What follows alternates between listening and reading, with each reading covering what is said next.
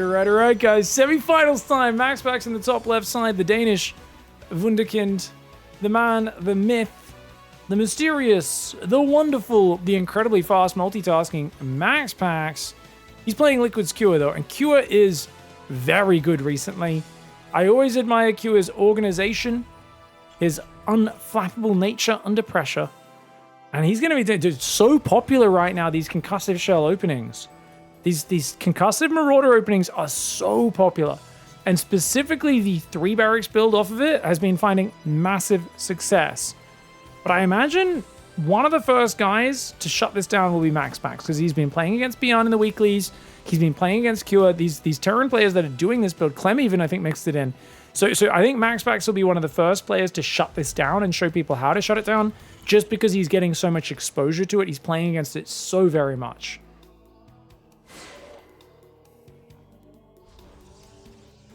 Thank you so much for dropping by. Keenan Case for the first time in the audience. Comrade Rip. Is it live? Yes. Pigosaur Weekly is always live. So in stream title, if it says Pigosaur Weekly, guys, it's always live. And if it says Best Games of StarCraft, that's when you know we're casting replays.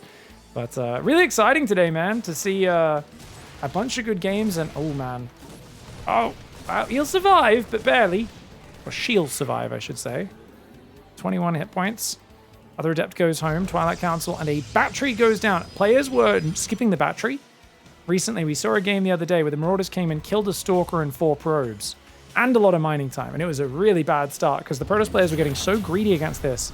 They stopped building a shield battery for a while and they ended up paying a big price for it. SCV does go down, but this is actually not the... This is not the straight 3 barracks follow-up, guys. This is not the straight 3 barracks follow-up, interestingly. Marauders pulling back there as well. Oh, Adept just took out 2 SCVs.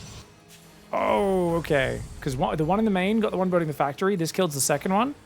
It's getting a little chaotic right now. And the fact that the battery was there and these Marauders kind of didn't do anything, the Adepts have actually done quite well. Now, normally you go straight 3 barracks, but this is an early factory with attack lab. Oh, QR, are you doing an SCV pull? MAXPAX is famously a little bit weak to SCV pulls because he plays against Europeans too much, and Europeans don't commit to things. If you guys ever want to get a boyfriend, pick a Korean boy. He will commit 100%. He'll give you that promise ring the first time, you know, first date. Europeans will be like, oh, no, sorry, I want to keep my options open, you know? That's why they're always playing the macro builds, whereas Koreans just hard commit to timing attacks a lot more. And because MAXPAX plays so much against Europeans, he prefers to play that kind of like, oh yeah, I'll get +1 in a Sentry and an Immortal, but it's actually the rushing Psystorm is usually the best to counter this. Or just rushing Mass Zealot, one or the other, because it's going to be a lot of Marines, Marauders, and I think he moves out probably with 2 Siege Tanks and about 10 SCVs. Probably pulls his entire Natural Mineral line and just goes. You don't have to all in off this, but doing this as a no medevac bio tank all-in can be very powerful. Kind of hard to move out though now, but that was a bit sloppy throwing a Stalker away for the Marine there. That was not necessary for MAXPAX.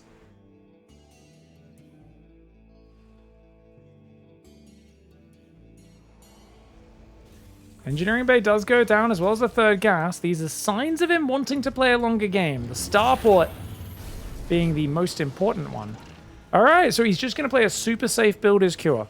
Cure is so good at this, doing builds that to me look like they're going to be an all-in, and then he just kind of goes, yeah, just chilling. Now, if MAXPAX, he doesn't know this yet. So getting in and scouting the 3rd gas, the Starport, these sort of things will put his mind at ease. Going to get behind that. Already gets a depot cancel and 2 SCVs. Nicely done. And baits the whole army into stimming. Some preemptive drugs being used there. Pigs the tourism SAR for Korea. I don't think that was really tourism promotion, what I was doing. Oh, your name is Rough Pounding. Okay, no wonder. This is that guy who goes to Thailand and thinks he's a friggin' kingpin or something. Friggin', I don't know, friggin' weird.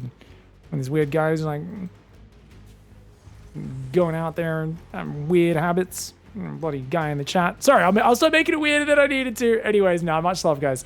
Korea's lovely, though. I haven't been in a long time. I don't think I've been to Korea since 2019. We did GSL there. That was really fun. GSL for the opening BlizzCon week. One SCV does go down. Gases go down on the third. MAXPAX has been really comfortable with his Stalker count. It's a big commitment to Stalkers, so his Zealot count's very low, but the Stalkers can like basically make it impossible for Kua to move across the map. And Kua doesn't have a tank siege right now. These Marauders, dude, 2 Marauders go down. Another Stalker does fall though. MAXPAX hasn't been as picture perfect as he should have. And we saw yesterday, we were watching Kua and he kept getting caught out by Prisms. He's learnt his lesson, guys. He's left the Medivacs. The Medivac in the main. It was actually, oh, it was these 2 guys who played the finals yesterday, wasn't it? In Monday Night Weekly. I cast that one yesterday. I'd already forgotten. But MAXPAX Prism kept catching him off guard. And Kua's multitasking was looking a little bit flaccid. I think, actually, no, it was his turtling to late game where he looked really weak. Mid game, early game, he looked great. But whenever he turtled to late game, he looked really awkward. Ooh, that time he intercepts the Prism. He does need to pull the SCVs away as well. Does lose a few more Marines and Marauders on the map. Only 4 SCVs go down, though. And this is the difference. If you leave those 8 Marines in the Medivac in your main, it's so much easier to defend. Positive trading for Terran whilst getting a 3rd floated down. Really nicely played. He's very slow on his... oh, no. I was going to say he's slow on his 4th and 5th barracks, but there they are.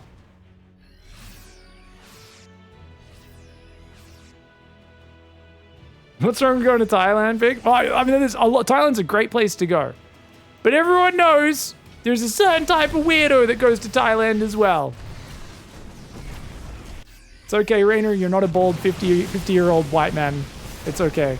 Oh god, so much Psy Storm! So much Psy Storm! Kua! Oh man, he has a bit of a bath time. The Zealot counter gets him as well. Kua really struggling in the heat of the action. This is Central US, so it does look like MAXPAX won the coin flip for game 1. Oh my.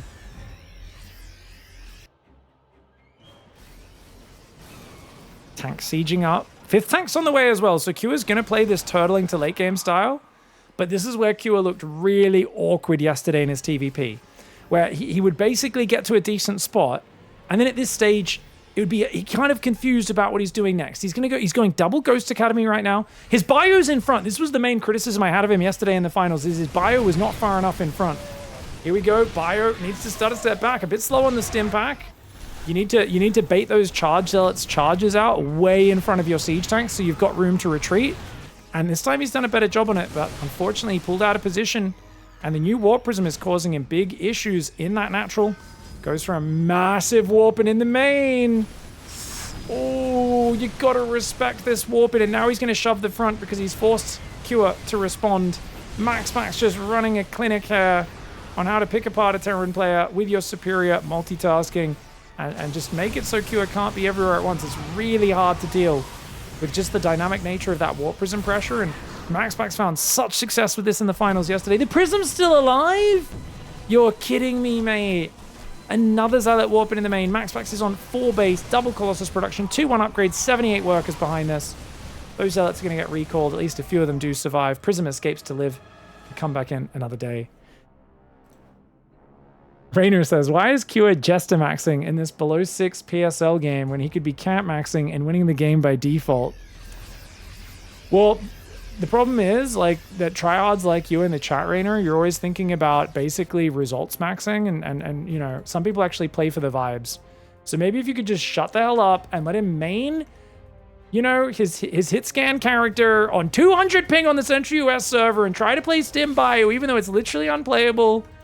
And he's not a poor person like you who needs to win a $40,000 tournament to play for college. So I bet you guys stop judging Kua in the chat and just accept he's just a cool guy here, just playing a tournament for fun. Stop killing the vibes. I don't know what PSL is, to be fair. Don't even know what that reference is. For me, PSL makes me think of Filipino StarCraft League, I think it was called. Does anyone remember Gus? Rainer was like 6 years old at the time. He won't remember. Does anyone remember the Filipino tournament they got Tastosis for back in the day and they didn't pay anyone? And people were like trying to like leave after the event, like casters and players, and the hotel was like apprehending them and being like, your rooms haven't been paid for. You have to pay us. And they're like, what? This was covered by the event, wasn't it?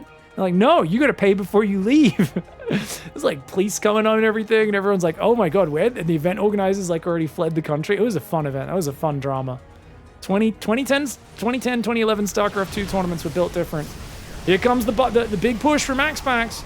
The ghost count's pretty good for Kua. If Kua can just buy himself another minute to max out, I think he's like, he could survive, but he needs perfect engagements. And oh, here comes Prism round 36. Vikings will deal with it before a Warpin gets off, but the problem is he's getting zoned. He's getting zoned. The tanks are going down, and he just cannot defend this position. MAXPAX not only denying any attempt to take a fourth, but continuing to chip away at the third and clear the tanks as well.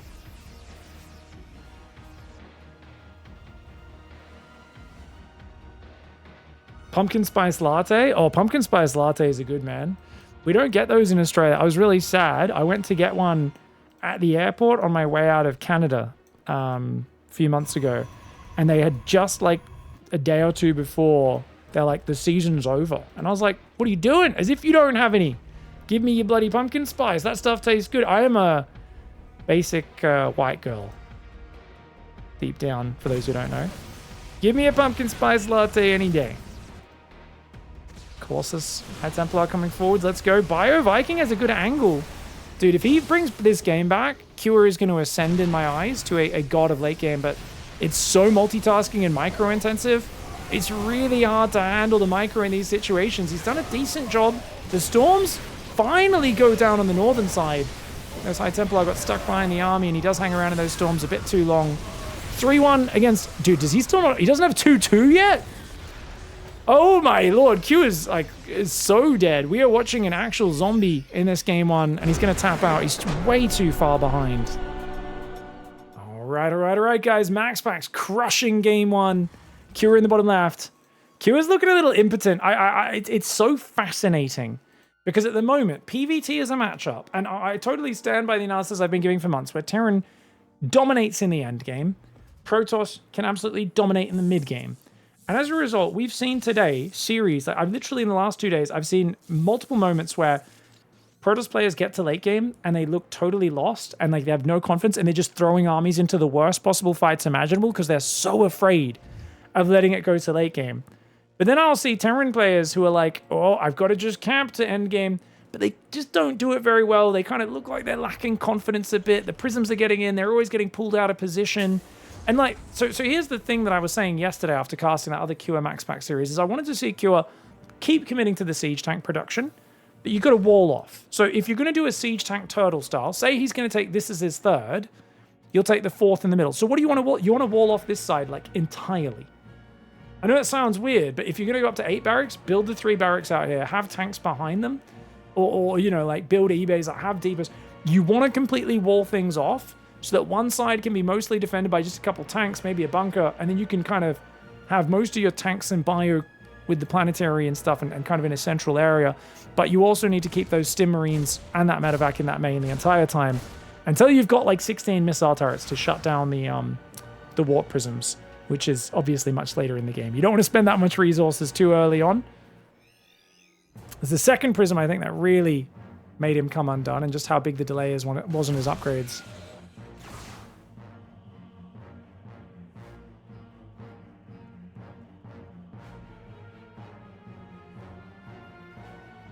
Thank you very much for the gifted sub to Amaranth. Oh, thank you. How you doing, Amaranth? I mean, I know we're rivals. She basically copied everything I did on my stream. Yeah, I like to think of my stream as a fun, small, hardcore indie stream, but I've actually revolutionized a lot of the metas on Twitch, and Amaranth, she took them to the masses, you know? She basically, you know, took what I did, and she just expanded it. My hot tub stream was much more attractive, I know. See, I think she was really lacking with the lack of hair on her chest. I think that's what really made my hot tub streams a lot more exciting than hers personally, but to each his own. 3 Reaper, 2 Hellion. Oh, okay, interesting split fire here for MAXPAX. Kind of goes for the Hellion first, then changes to the Reaper, but 1 Reaper for 2 Adepts is not a great trade, and Q is really happy to get that. Now MAXPAX is going to have to warp in a few Stalkers to defend. He's got 3 Gate Robo on the way as well. And we'll see how we go.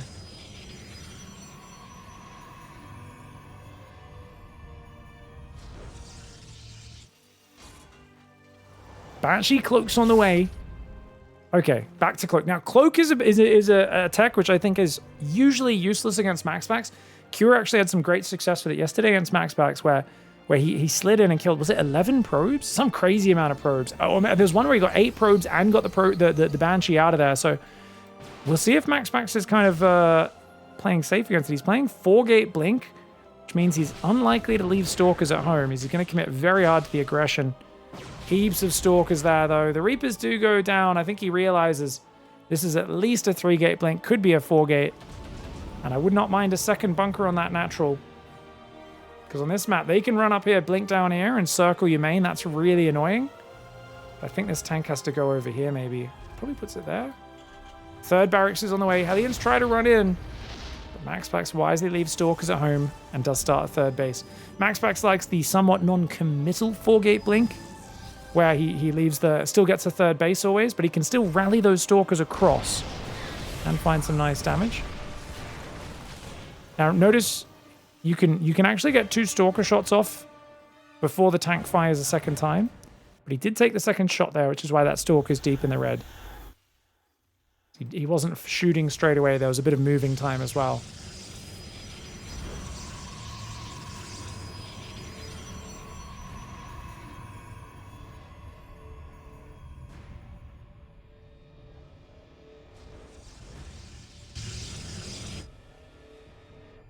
Oh, Banshee's sneaking around the right side. Is there an observer left at home, guys? Where are they? Yeah, he's got this is the classic MAXPAX anti-Banshee squad. He does that almost every game. And this is why Banshees on paper are a terrible move against MAXPAX and most Terrans, because it's just been used too much by Terran in the last 6 months, and MAXPAX seems to be the first player who's actually got on top of it. Look at that. Complete shutdown. He lets him in. He's like, oh, what? MAXPAX leaves his main at exactly the wrong time. I can't believe it. He keeps on letting these Banshees do damage when he should be completely shutting them down. He's going to lose 9-10 probes at least. 11 probes go down unnecessarily. Honestly, you got 3 bases. You got Storm on the way. I don't think it's the end of the world as long as you drop a Forge and Chrono probes on all 3 bases. Chrono, Forge, and then send a probe out to take a 4th base. You've already got 8 gates. You've got Storm. As long as you're energy recharging your High Templar, I think you can recover from that damage pretty quickly.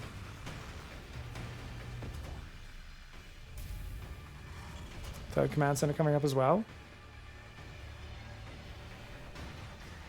Watch out. Tank bunker here. Stalker could dive on the tank. Backs out of it. It's 2 SCVs for a bit of Stalker hit points. Not bad. It's got observers, prisms, Stalkers, making sure nothing sneaks out. And MAXPAX says, your 3rd's just finished. My 4th is on the way. I feel okay about this. I just want to... I'd really like... He's going to go for a Zealot drop. And you can see Cure moves out front. He leaves nothing in his main. This is a travesty. You can't do this against MAXPAX, Cure. He's going to Zealot drop you. Every game you move out to take your 3rd, he's always going to go in there. He had the double Widowmine trap, but MAXPAX was watching. He's not going to take damage. Cure, this is sloppy, man. This is a really basic mistake. MAXPAX is one of the most consistent, repetitive players in the game.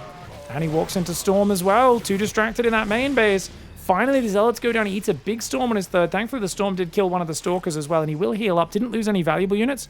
Like, it's not the end of the world just yet. But it's just even that disruption, that delay, the fact that he's getting bullied while MAXPAX goes double Forge Robobay 8 gas or 6 gas. This is stuff that he should not be allowing. He's letting MAXPAX bully him. Hey Pig, can't Terran simply give you a couple of mines to prevent the prism? No, because they'll only naturally target it on one at a time. So you need to manually target it, and you need them to not see where the mine is, and to fly over said Widow mine. So it's not consistent. 8 Marines in a Medevac's the best for dealing with it. A Viking on its own will chase the prism and kill it in the dead space, which is nice, but it won't actually kill it before it warps in 8 Zealots, so it doesn't really shut the pressure down. It just allows you to push it out of the dead space.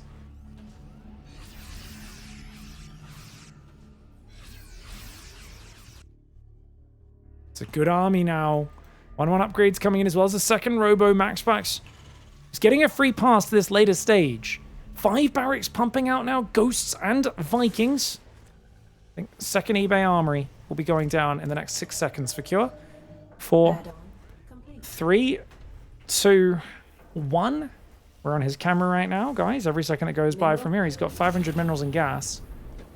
Second starport's going to go down. 4th command center. Puts on gas. You can tell he's paranoid right now. Vikings, did they just clear the prism, by the way? Prism pulled back. Might fly back into this, though. He still hasn't gone double eBay armor. His 2-2 was crazy late in that last game. Oh, he gets it. That's good. All right, good pickup. Good pickup. Something going right. 86 probes, 8 gases, 5 bases. This is a rich Protoss player.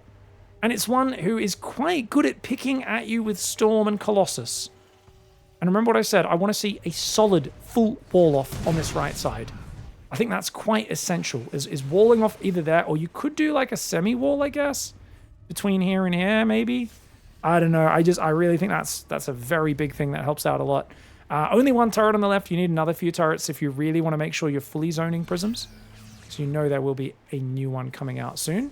Second Robo's up. He's building a new observer, getting some extra things going. Now Max has to be careful about waiting too long when he's playing Clem. Part of me wonders if MAXPAX can beat Cure in late game. Because when you're playing Clem, I mean, do not go to late game. That's not a good idea, but this particular scenario, MAXPAX is not getting to late game that far ahead of Cure.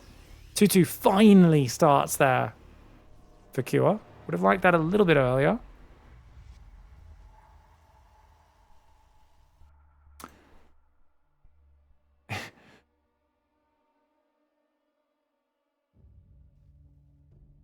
Is he building a 4th Colossus? Yes, he is. Cure's army's kind of all on one control group, which I'm not a big fan of. Oh my god, a tank in the open, and he's not in front, which means he's letting him gain position again. You got to really control space when you play against this style. So you want your bio out in front. You can't be letting him walk up to you and cast Storm so deep. I think Cure needs a lot of practice in this setup, guys. This is assisted. He's letting himself get bullied back. You need to fight for control of that area. Does clear a few Colossus, loses a few tanks, splits a bit of bio to the north. He's going to try and erect a planetary, but remember, it's a very slow one. It does take you 36 seconds to get that bad boy to stand up on its own. Extended thermal lance already done for these Colossus on the other hand. Mass Zealot coming in. The Vikings, the tanks. Oh, he eats a massive storm. The Vikings all go down.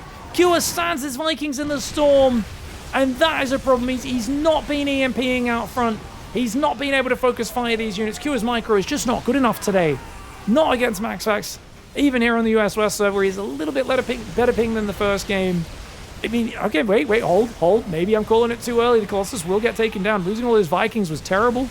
But now it's just Zealots. 2-1 against 1-1 upgrades. It's still competitive enough on the upgrades that I think this is a fight where Cure can survive. Trying to rebuild those Vikings, but I think he needs some better Viking micro. It looks like, from what I can tell, the Vikings are just in the same control group on his army, and they are eating storms. So we either need the Vikings to poke a bit further forward to push the Colossus back, the Ghost to poke a bit forward back to EMP and snipe the Ghost. He's got to be doing a bit more of that, and yeah, it just kind of feels like Cure here is getting bullied a little bit. Now, no fleet beacon or anything for Max. Max is taking a 6th and a 7th base. Going to go down to the bottom for base number 8, so he's got plenty of places to transfer workers to. He can have 2-2 upgrades soon. No +3 started just yet. Terran's 2-2 has kicked in. Big forgets Protoss needs double the army supply to win over Terran. The thing is, he is winning. The fact that he's trading like this. I mean, these aren't great trades, to be fair, but Cure could be making these fights much simpler, because the situation he's in, Clem would make this look trivial and would be trading at insane rates as well. And this is a big advantage in the trading, but Cure's got to like really be a bit more forward and a bit less willing to let MAXPAX bully him.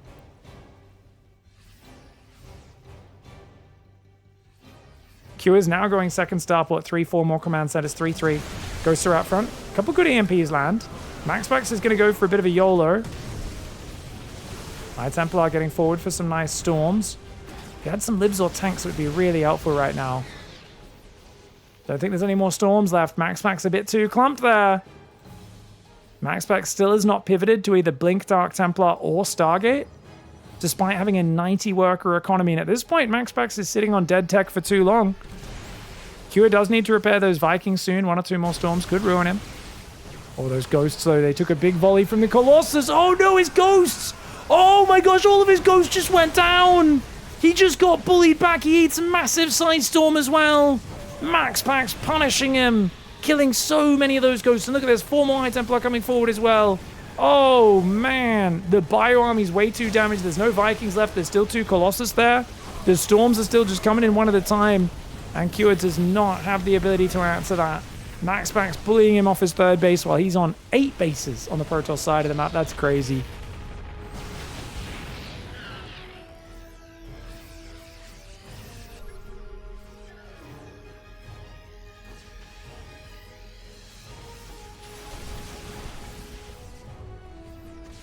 Kira's going mass Ghost, but I haven't seen the Ghost be quite useful enough on their own. It's Ghost and Viking Micro together is incredibly hard to pull off against Storm Colossus. Clem makes it look simple. You can see how difficult it is here. It really is hard, man. Storm and Colossus, you don't need any other tech. When you're playing Clem, you absolutely do. Here against Kua, though, it looks like no. Good splitting on the High Templar, good storms. Stalker's picking off Vikings. These Colossus have done so well with the stutter step. And Kua just doesn't have the micro to hang on against that. Really good micro for MAXPAX. You can just tell he's a bit better than Kua in these big army fights. That's why I would have liked to see an all-in this game. Don't know if Kua should be going a late game against MAXPAX with just how awkward he looks on the defense. I think Kua's quite good when he's on the map, pushing 2 sides, controlling the pace, picking where the fights happen. When he's just sitting at home defending, it really just takes a very long, protracted usage of reactive micro, which is the hardest form of micro. And I just don't know if he can keep up with these young guns like MAXPAX who are just so fast. All right, guys, game 3. Sorry, I had to take a little break. It's been a crazy live tournament we're casting today, so I've just been in and out and having to fix things as we go. But Kua is going to get his expansion down under heavy harassment from Max. Max has gone for Cybercore 4 Nexus, despite it being a gigantic map. Not taking a greedier build order. Max loves to get his adepts across the map and just interact with his opponent. Keep those shades going and gives you a lot of chances to get information, find damage, leverage those mechanics.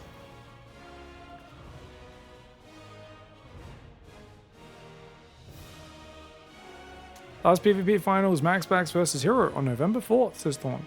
Before that, we had Creator versus Gerald in July. Talking about on Pigcasts? Yeah.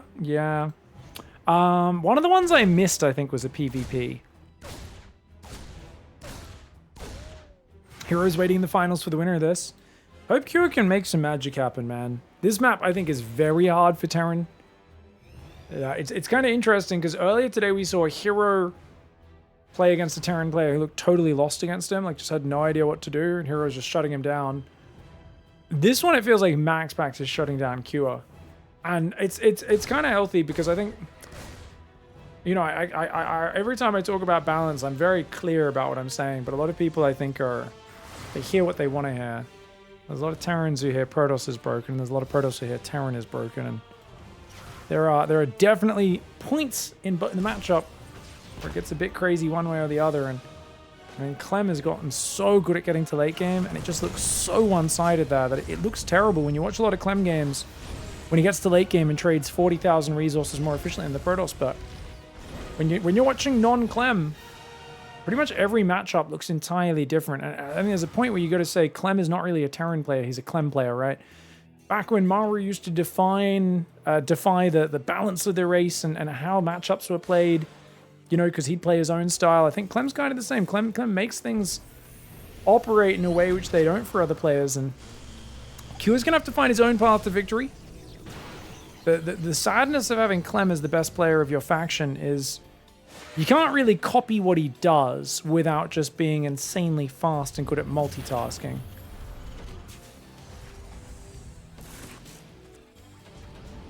Clem Blaze is insane this stream.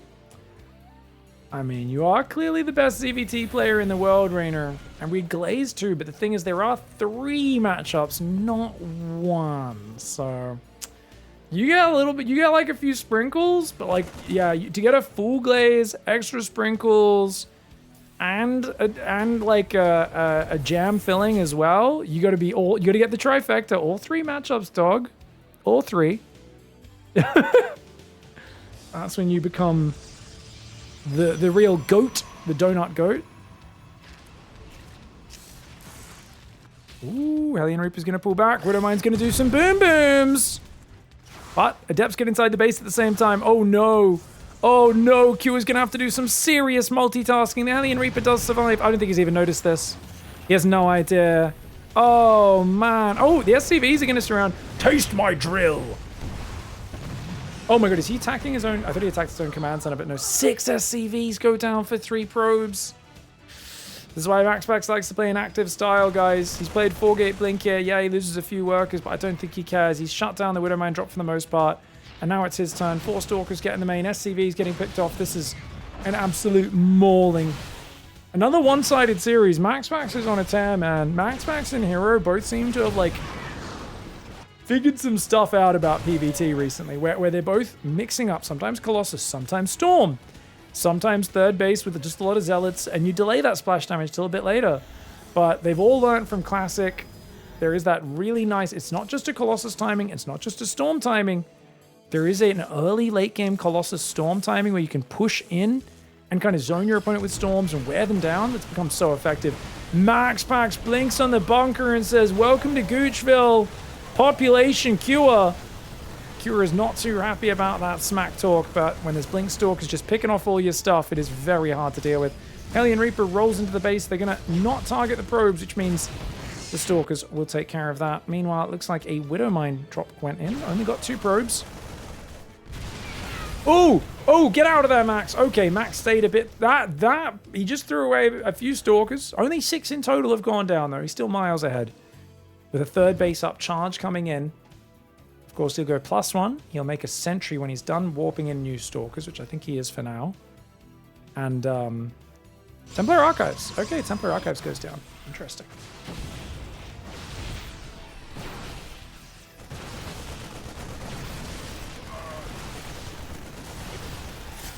Nice pull away. Oh, watch out, watch out, watch out, watch out. Watch out. Oh, gosh. Okay, good save there. Very good save. Probably going to prompt him to build a Viking, so recalling that Prism or trying to fly out the north in a few seconds when he's not looking, both advisable. Apparently the Sweden versus USA mixed doubles curling was a banger, y'all, says Yommers. Alright guys, we spotted the Canadian. There's 12 people in the world who know what curling even is. One of them's in our chat, we appreciate you. I always like the guy that's like mopping in front of it as it slides down. What's that called when you're mopping it? Is there like a name for that job or whatever?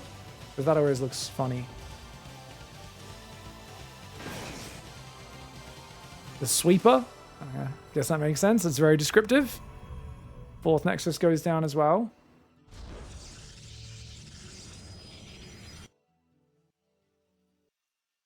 It's low-key become one of the most popular Olympic sports to watch in the US as well.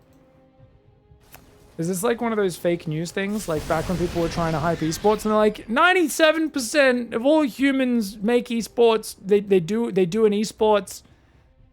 That doesn't sound correct. Then again, no one really watches a lot of the winter sports that much, right? So yeah, it would make sense. And it did become kind of a meme, right? So people kind of enjoy the meme of it. Then again, because I always thought the flippy snowboarding and skiing was the more popular ones. Because I like watching the people do the flippies. The flippies make me a bit excited. Maybe that's just me. I think it's a bit more obvious, the skill and extreme acrobatics on display. Can Kua get back in this game, guys? He's down 20 workers. He needs a clean hold here. I do like the spread on the units. The Marines are trying to stay away from those storms. The Marauders out front with the tanks covering them. Good hold. Still down on the trading, though, and he's got to recover. MAXPAX has gone straight to 8 gas. Holy moly, double Robo Bay as well. I mean, he's just so rich. Wow.